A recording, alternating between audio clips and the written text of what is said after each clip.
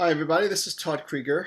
I want to tell you a very interesting and successful client case I had. The story of Greg and his wife. We'll call her, Greg is made up, so I'll call her Kathy. So, Greg and Kathy. So, I want to talk about how Greg was able to really um, differentiate from his very dysfunctional family. And they were quite dysfunctional. And when I say dysfunctional, I always have to define it. It means that it's a family that really asked of you to act out a certain role to deactivate important parts of who you were so that it kind of regulates the emotions of the other family members, particularly the parents. Let me tell you a little bit about Greg's family. And did I say his wife was Kathy? I think I did. So they did get married, but at the time I was seeing them, it was before they got married. So I'm forecasting a little bit here. But Greg's family, um, there was a history of Greg's mother forming really close relationships with not only his but his brother's ex-girlfriends, but that she treated the current girlfriends really badly. Now, why would that be? Well, the ex-girlfriends were no threat, and her relationship with her boys. Um, she had three boys and a girl.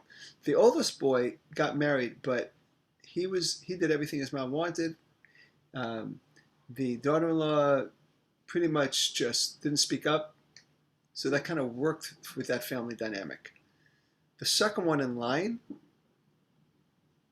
uh, was another brother who he also at that time was going along with the family dynamics. And his girlfriend went through a lot because um, she felt very rejected by the family. What was interesting with that particular couple is she is almost like the way I remember it, she was brainwashed into just because they became my clients too at one point. Um, but she was almost like she just went with the family, even though they treated her so badly. And the more she accepted it, the more the mother treated her better. So the rule was you can't stand up for yourself. But then the third son, Greg, comes along, and uh, Greg played for uh, Cal Poly San Luis Obispo baseball team, and he was a good athlete. And Kathy is she's a good softball player in her own heart, not for that school, another school. I believe it was Cal State Fullerton. And um, they really had a nice relationship. But the mother, uh, she treated her really badly. She treated Kathy very badly. I remember a story of they went to a football game, and the mother really embraced Greg's ex-girlfriend. Really cuddled up to her, talked with her, was so nice to her, which made Kathy feel terrible. And it was at that game, and Greg saw that happening because it happened, you know, not just while he was playing, but even before and after the game, he saw this. He just said he faced his mother. He stood up to her. He stood up to his mother, and he said that it's not okay what you're doing. And she was like, "What are you talking about?" And the father like, "What are you talking about?" And the siblings like, "What are you talking about?" And he really was alone with his family. The sister was really angry and was very mean to both of them. So the whole family kind of turned on him, and it was very unfortunate because they were really all alone. Now, what he did, he actually turned to his, at the time, girlfriend's, Kathy's family for support, and that was helpful. And this is a situation where his relationship with his family is like it just got severed for a while. It really did. So I'm bringing this out because sometimes it's what it takes. And he was strong. He had a strong enough constitution to choose to get out of that dysfunction and honor his girlfriend who should have been treated much better.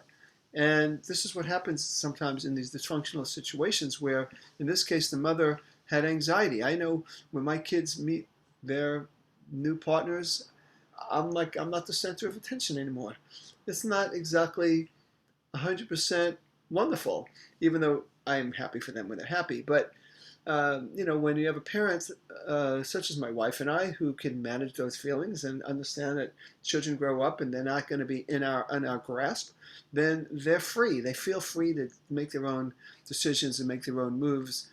And in this case, Greg really had to get my help and even the help of the support of Kathy's parents to kind of help him. He was strong in and of himself, but we all need that support somehow because the biological family has such a hold on us. It's when he was just born and 2 and 3 and 4 and 6. I mean, this was his security.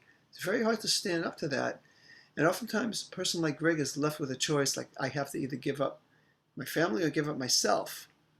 Unless I heard that it's not severed as much, that they're back to something, but he had to maintain his boundaries and honor his wife, and they've done well. They have the last time they had at least one child, if not two, if I recall, and they're doing quite well. So I just wanted to tell you again a story of a person who came from a dysfunctional family, who overcame it, and who got liberated. And he was free. This is Todd Creager, making the world safe for love.